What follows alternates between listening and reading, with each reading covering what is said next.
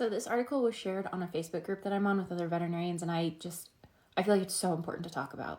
I talked a little bit about this in my video a few days ago about how there's no protections for vet students, and that SAVMA made guidelines and literally everyone just threw them in the trash. And some of the great arguments are that you are paying $60,000 a year in tuition, and your school is just not hiring technicians and using students in place of technical staff.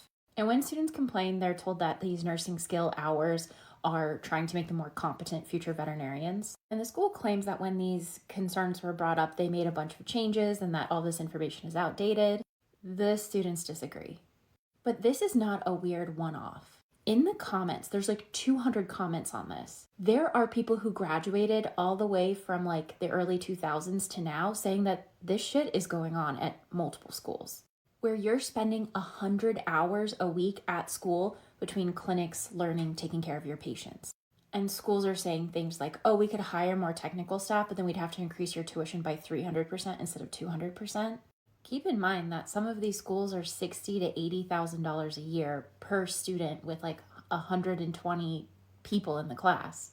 How is patient care not suffering when students are getting 3 to 4 hours of sleep a night on average? How is that conducive to learning? We really need to do better.